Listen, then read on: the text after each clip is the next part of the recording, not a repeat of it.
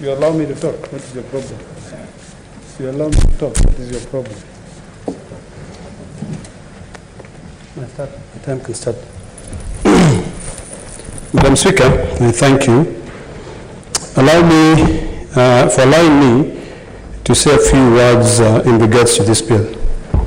To my dear colleagues and Kenyans, allow me today to disabuse you of the illusion that the BBI bill before Parliament is a perfect document arrived at in a flawless, perfect process that is supposed to solve all the problems that we have in this country. Madam Speaker, most of the things that I wanted to touch have been dealt with by my colleagues. So I'll try to demonstrate why I have serious reservation on the process and also particularly on this bill in very few words. I will focus my contribution today, Madam Speaker, in the following 5 areas. 1, the creation of the additional 70 constituencies. Number 2, the judiciary. Number 3, money to counties, and particularly focus on the issue of the equalization fund and the amendment of Article 203 and the introduction of Article 203N by this bill.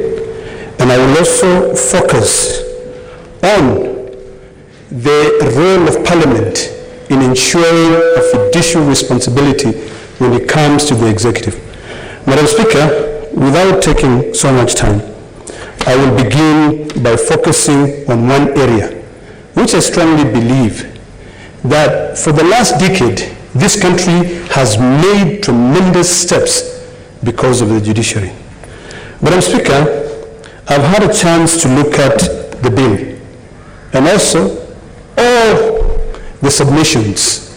They're in 2 volumes. They're almost 2,000 pages by all distinguished people in this country, the Judiciary, the Law Society of Kenya, the IEBC, prominent personality. And Madam Speaker, one of the things that really baffles me, which I want to focus on, is the proposed amendment to Article 168 of the Constitution. This essentially makes it difficult for any judge to be able to sit there and perform their duties when they know that they have security of tenure. Madam Speaker, the proposed removal of a judge simply because of a complaint is a very, very dangerous proposition. Madam Speaker, what the promoters of this bill are actually telling Kenyans is that so long as you have a case and you know that Judge X, Y, and Z are the ones who are going to sit to hear that matter, and you don't like them, you can sponsor individuals to file complaints, and the ombudsperson will suspend that judge simply because of a complaint. Madam Speaker, that is a very, very, very dangerous trend. We have survived in this country because of the judiciary. This House, the Senate, has been able to stamp its authority. Most of our bills, which were disregarded by the National Assembly, have now found life again because of the judiciary. So when we now create a very powerful ombudsman who has the powers to initiate disciplinary action because of a simple complaint by Kenyans, you take away the presumption of innocence until proven guilty. Madam Speaker, that is a very dangerous precedent that we will be setting if we in this House clap and say the promoters of the BBI have given us a solution to our problems. Madam Speaker, I will get into the issue of the constitutionality of the entire process. I've had my colleagues, mostly the proponent of the BBI, alluding to the fact that this is a people-driven, a people-driven constitutional amendment. And when I look at even the documentation and the BBI, it talks about the promoters of this initiative. We have referred to Article 257 of the Constitution. And some of my colleagues have alluded to the fact that this House can initiate changes. My view is that we cannot, because we are not the promoters of the bill. And I'll refer to Article 257 of the Constitution, Madam Speaker. Madam Speaker, Article 257(3) of the Constitution reads as follows.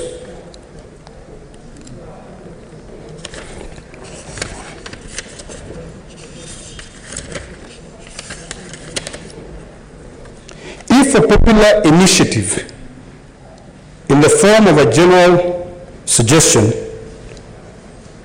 the promoters of the popular initiative shall formulate it into a bill. Madam Speaker, I would agree with my colleagues if this bill was originated in this House, because then the promoter of that bill would be a member of this Parliament, would be this Parliament. For now, Madam Speaker, and I know the same Article 257 talks about the fate. Whether we vote for this bill or not, the final say is bestowed by the people of Kenya. They are the ones who will decide the fate of this. So I want the people of Narok to know, and the people of Kenya to know that when I stand here and I raise my reservation in supporting this bill, is because I know it doesn't matter what my one vote will do. The ultimate decision, as per the law, falls under the people. And I think, Madam Speaker, if you read the report by the Joint Committee of the Senate and the National Assembly, they are alive to the fact. And in fact, when you read it, you'll hear them dancing around and saying, well, this is unconstitutional, but there's really nothing you can do. There's really nothing we can do about it. And there are some other clauses where they come in and they say, this needs to be reviewed at an earlier date. Then what exactly are we doing? Madam Speaker, I've gone through the report, and I know the report is supposed to guide us and aid us in terms of our contribution to this bill, either in support or opposing the bill. When you read this bill, Madam Speaker, and you read the report by the Joint Committee of the Senate and the National Assembly, you will question whether this bill is the one which taxpayers' money was used to set up a steering committee to be able to draft that bill. Madam Speaker, I have come across 4 versions of the bill, not even 2, as I say. The first bill was the one which was launched at the Bomas of Kenya, October 21st, I think 2020. And when you look at that bill, when you go to Article 203 as an example, and you compare Article 203, the proposed amendment to Article 203, on the first bill, is not the same as the proposed amendment in Article 203 on the second bill. Then it begs the question on the mandate of the so-called promoters of this bill. I've come across a Gazette notice that clearly stated that the mandate of that bill lapses June 30th, 2020. The second bill, Madam Speaker, which I've come across, is a bill dated the 25th of November, 2020. In this bill, there are 2 versions in regards to the second schedule. When you refer to the first bill of October 2020, the second schedule talks about the structure of the IEBC. But now, fast forward it to the second schedule in regards to the second bill which was published by the promoters, that is the one that is purported to be discussed in this House, that is 2 different versions, introduces a complete different thing which was never there in the first place. The issue of the creation of the additional 70 constituencies.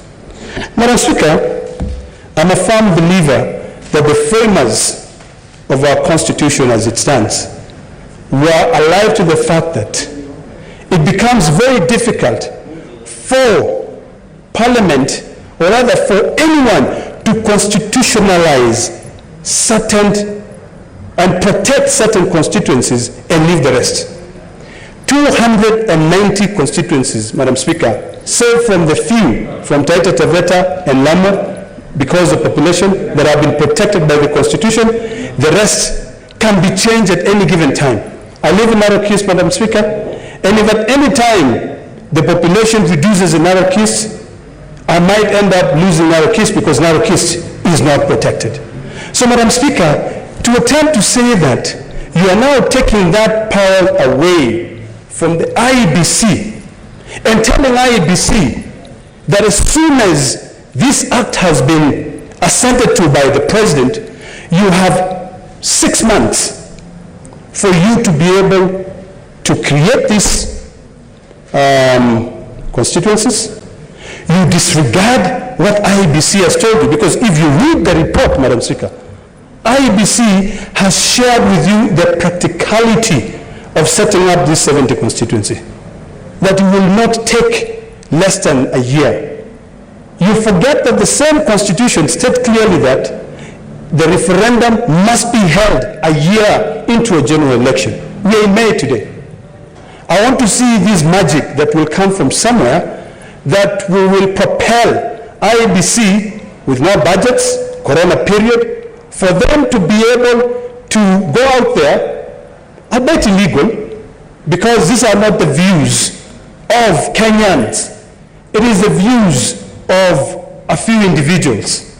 Madam Speaker, if you look at the letter which was signed by Chebukati, in that letter himself, in his communication, he indicates that the promoters of the bill are 2 individuals. One who is a member of the National Assembly, Junaid Mohammed, and the second one is Dennis Owero. These are facts on the committee report, the annexes which are there, that anyone in doubt can be able to go back and refer to. Madam Speaker, I am of the opinion that when you discriminate against 19 counties and you look at 29 counties, is it 29?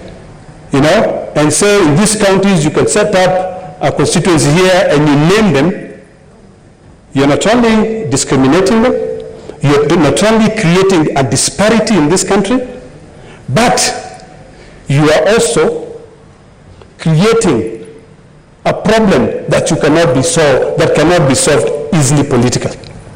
Madam Speaker, I want to end that point by stating as follows.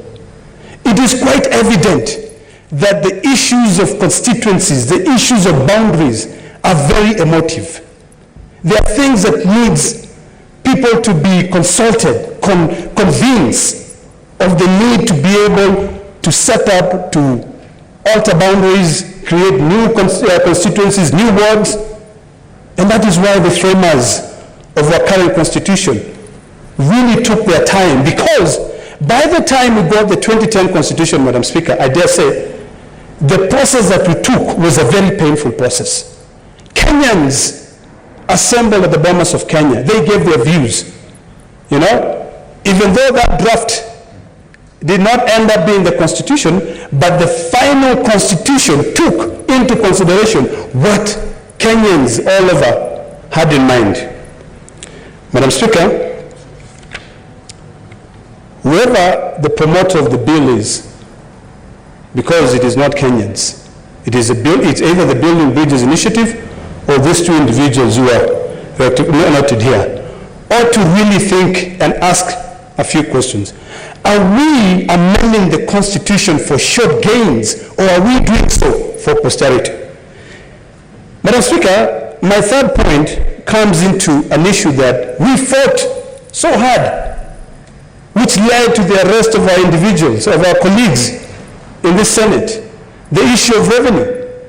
Madam Speaker, the promoters of this bill were defeated in this house. But they have found a way of introducing an amendment to Article 203. When we fought heavily against this issue of per capita, and I can see, how many more minutes do I have? 5 minutes, thank you. The issue of the per capita, they now find a way to reintroduce it by coming up with an amendment to Article 203, and they cap how much people can be able to get. Is this really realistic? And the argument they make there is that, oh no, we have the issue of the equalization fund. Madam Speaker, let me once again disabuse Kenyans of this illusion that this equalization fund actually helps. Currently, Madam Speaker, we have hospitals which were built, funded by that equalization fund. They are not in operation. The people who are supposed to have benefited never benefited. So when you tell us you're increasing the term, first of all, you show us the money. Tell us what happened to that money which was there that had been set up. Madam Speaker, you know, when we talk about the structure of governance, one thing that baffles me, and the question that comes to mind is this: does creating new levels of government, increasing the number of representation in this parliament, solve our problems? And the answer to that is no. Because when you look at it, the promoters of this bill, Madam Speaker, do not even want, they don't want workers to be represented in parliament.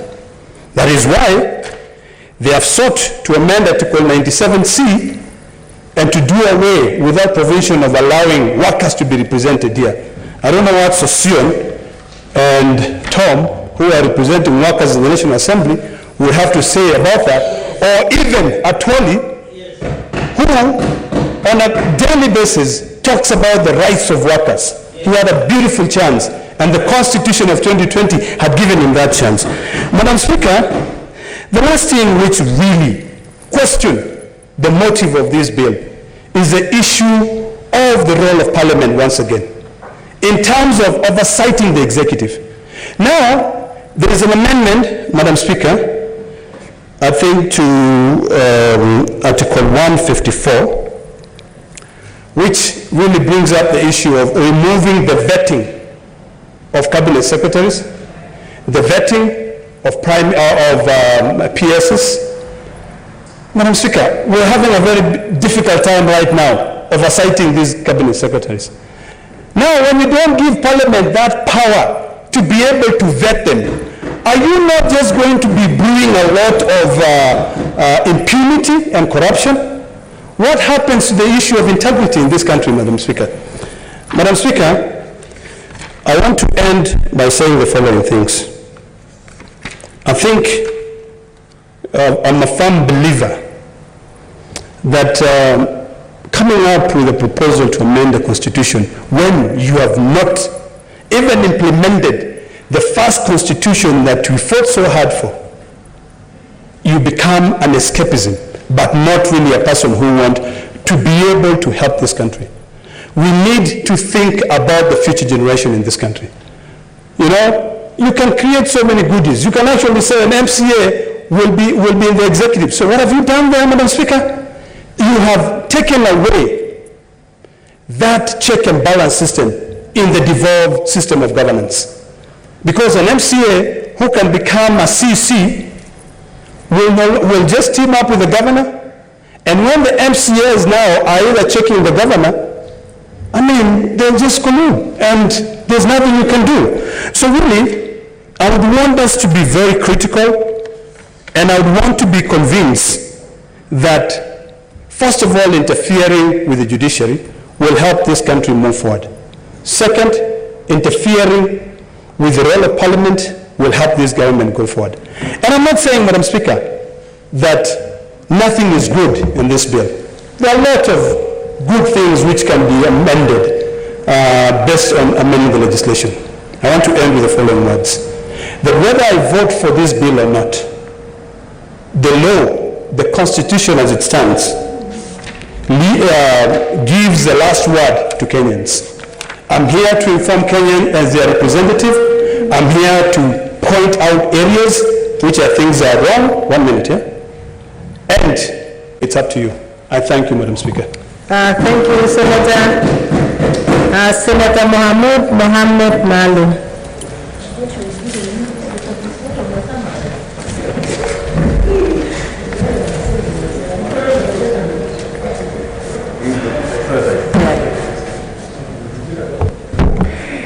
Thank you very much, Madam Speaker, for giving me a chance to make my contribution to this amendment bill to the Constitution, Amendment Bill 2020.